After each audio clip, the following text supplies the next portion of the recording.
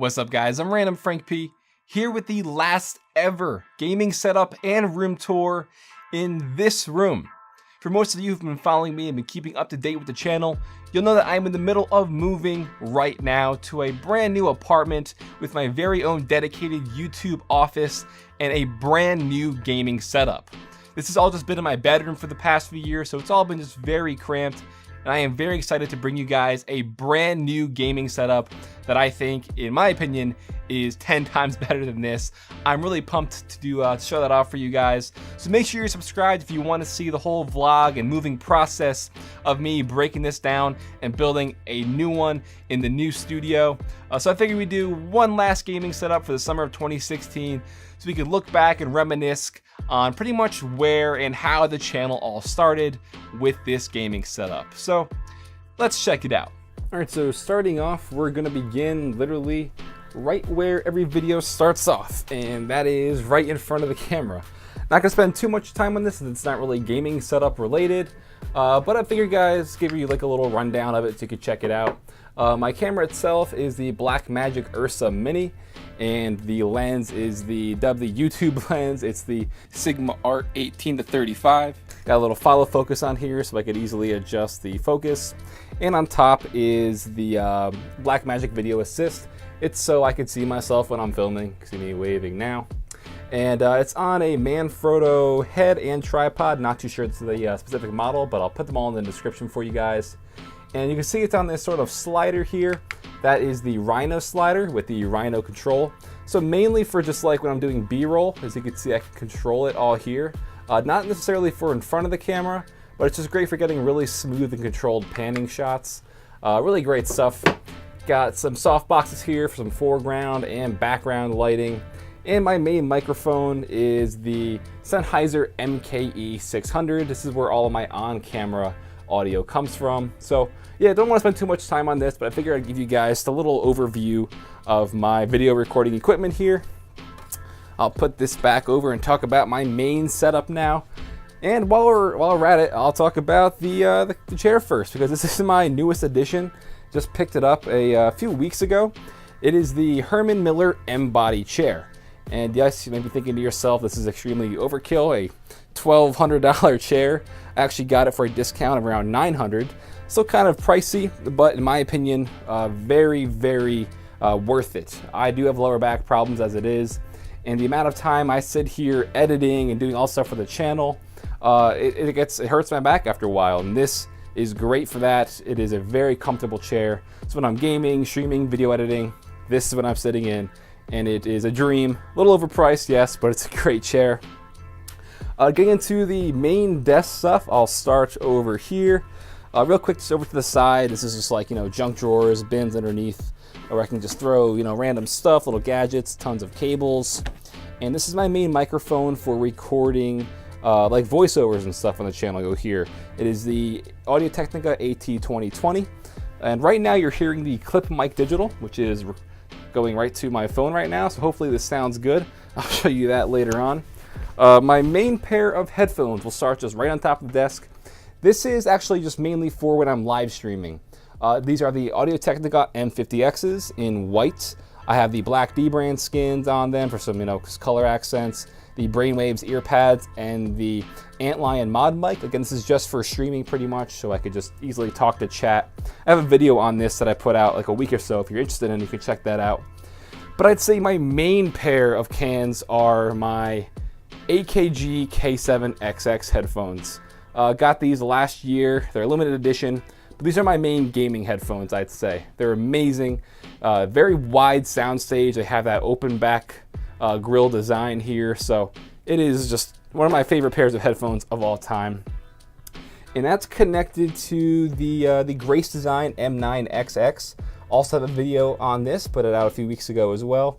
And this is just, for getting the most out of your headphones, driving them, easily controllable with the volume knob up top, so I can just easily adjust the volume on the fly. And into my main peripherals, and this has been my main set for the past few months now. The mouse is the Logitech not Artemis Spectrum, the G602 Proteus Spectrum. It is pretty much a Proteus core, but with the new RGB lights inside. And my everyday keyboard is the Corsair K70 Rapid Fire. Love this thing to death. Ever since I got it, I can't go back. Love these quick rapid fire switches. So this has been my main keyboard since this came out, but underneath my desk I do keep a few other ones that I've used in the past, and if I want to switch out, I can. Right here, which is what I used to use for a few weeks, is the Black Widow X Chroma keyboard. This is the Varmilo VB87M, I want to say.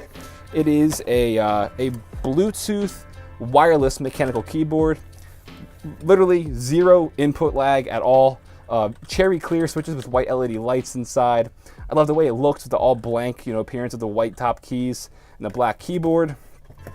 Definitely one of my favorite ones that I don't show off too often, but it is a great keyboard. And this is the keyboard that I've used from October to, I guess, April. The Corsair Strafe RGB, another amazing keyboard from Corsair. Love this one. And then next to that was the keyboard that got the channel pretty much kickstarted. And that was my first, back when it was just the Corsair Vengeance. This is the K70 RGB before they rebranded. This is actually, I'm giving this away. This is a signed keyboard of mine. It is going to a Patreon donator on my Patreon page. One lucky person will get this in next month's or July's mystery tech box. So that will go away to someone. Might be you if you're lucky and if you're a Patreon donator. Coming back up, I guess I'll talk about the PC now. I just got the HTC Vive controllers there and headset up top. Fortunate enough to get that when it first came out. Wasn't any problems with backwater or anything, so been rocking that. A great headset. I recommend this 10 times more than I would the Oculus. But as for my PC, this is the white NZXT H440. Of course, I got my random Frank P logo 3D printed there. This has been my main PC for the past, I guess, a year now. It's my main editing and gaming rig. Inside, as you can see, all black and white components to match the whole black and white kind of aesthetic and theme to my setup here. But as far as what I have going on, I'll put all the specs down below. Got 32 gigabytes of the white HyperX RAM, i7-4790K CPU with the Corsair liquid cooler on there. The 980 Ti Hall of Fame from Galax. They are putting out a 1080, so I might be picking that up soon. I'm also going to have a completely new build once I move, so be on the lookout for that. And the NZXT Hue Plus, which is for some white accent lighting in here. Also have some underglow and some background lights around the desk. They're really cheap. They're like $10 to get these desk lights. And then I guess that'll lead me into the monitors. The bottom one is the newer one from LG, the LG 34UC98, I want to say. It's a 1440p panel. Very, very great pixel density. I love the way things look on this. And as you can see, a very slight curve throughout the monitor. I actually really like it. It's a lot better than I thought it would be. I thought I would hate it for, editing, since I want straight lines and to align things properly. But it's very subtle, which is awesome. And up top is the LG 34UM67, I want to say. It's their first ultra-wide panel. I have this all Frankenstein rigged back here. It's not supposed to be like that, but I just rigged it so I can have the 2 stacked ultra-wides. Also have a video on that, as per usual, as well as pretty much everything on this desk that I've talked about. Yeah, those are the 2 main panels, and stay tuned, because when I move and have my new gaming setup, I'm going to have 3 of these in a triangular kind of orientation, so be on the lookout for that. And then my desk, which everyone always asks about, and I got last year, it is the Human Solution Uplift Desk 900. The reason it's called that is because it is completely motorized. It is a sit-stand desk. You can program certain defaults. It goes from 27 inches all the way up to, I believe, 49 inches. So you can be sitting, or you could adjust it to go up and use it as a standing desk if you don't want to be sitting all day. And I like this mainly because for doing product reviews and getting certain shots of products. I don't have to keep changing the tripod around. I can just adjust the desk and get different angles and stuff like that. So altogether, a really, really awesome desk. And I love the whole black and white aesthetic I got going on. Up top, we have the silver play button here from YouTube for hitting 100,000 subscribers. Got that in, I believe, August. And just some boxes, some black and white boxes of things I have in my setup. People loved the shelf last time, so I figured I'd show it off again. And as far as some of the little things like the Portal Sentry turret here and the the Naughty notification device, and this acrylic headphone stand. I'll put most stuff that you guys can see that I didn't talk about in the description, so just be on the lookout down there. But as far as my desk setup, I think that's going to wrap that up. I think I covered everything. One thing I didn't really talk about, because I didn't want to show it off yet, is the Razer Man of War. Make sure you're subscribed if you want to see this. Just got done reviewing it, and it's definitely pretty good. I'm still more of a headphones guy instead of a headset guy, but be on the lookout for that if you're into Razer headsets. It's definitely one of their best. So yeah, like I said, that is my main gaming desk setup over here. And now we'll switch to my entertainment setup. Let's get this thing off of idle. Let's turn these lights off so you guys can see the main sort of how it looks here. I'll probably be throwing a lot of B-roll over this so you guys can get better angles and better footage of the stuff that I have. But this is my whole kind of entertainment setup with my TV, Xbox One, and PS4. People like to, be fanboys and accuse me of even being a fanboy, but I do have the Xbox One and the PS4 down here. This kind of like floating shelf was made by my grandfather and I 2 summers ago, or maybe 3 summers ago now. And you see it has this like kind of floating appearance. It's mounted to the wall. It would look much better if it weren't for the cables down there charging stuff right now. But yeah, holds the consoles, got a little section down here for some games, and some like storage stuff over here. Got some batteries and charging cables for the Xbox, and my Elgato capture card. This is pretty much mainly used for just getting some footage if I want to put it on YouTube for like benchmarking or just showing off some footage. Also for streaming console games, this would be used for that. But yeah, so this is the main sort of entertainment center. This TV is the LG, I'm sorry, I'm going to talk about the monitors. LG is a Vizio TV that I got, wow, like 3-4 years ago now. So it's kind of obsolete, but it still works fine for me. It's 1080p screen, so not really not up to 4K yet, but it's always worked fine for me. Also down here for the Xbox, and it's what I mostly play. Got the Lunar White Xbox controller. I like the whole black and white look to it with the texture on the back, which is really nice, as well as the Xbox One Elite controller. Kind of overpriced, yes, but for what it is, I think it's an awesome controller. Definitely a great console peripheral if you're an extreme gamer. I'm really not, so I don't use it too often, but if you're an Xbox owner, this is definitely a must-have. And while we're down here, I'll also point out that my main kind of headset that I use for the Xbox One isn't actually a headset at all. It is the V-Moto Crossfade Wireless. They're a very high-end pair of headphones. Definitely the best sounding headphones, wireless headphones I've ever used. Extremely nice, comfortable, and I believe I have the V-Moto like boom mic, whatever it's called, for extremely crystal clear chat quality when I'm chatting to my friends on like Xbox Live and stuff. So I don't use a gaming headset when I'm playing Xbox. This is my definite go-to. And I figured I'd show these real quick. These are these crystal Pokemon balls that I got a few months ago. I don't think they're sold anymore. I'm pretty sure the owner got like a cease and desist letter. But they are awesome crystal Pokemon balls. They used to sell like every Pokemon. Got a Blastoise and a Charizard one over here. They also have like Venusaur and pretty much all the Pokemon you can think of for the first gen they were making. So I have these on display back here. And then behind the TVs where it kind of gets interesting. Again, B-roll I'll be throwing up right now. But I have 2 strips of RGB lights. The first strip is just a simple one. You can get on like Amazon for like 20 bucks. You can very easily, change the colors of and change like the pattern and the strobing functions, all that stuff. Just great for backlighting.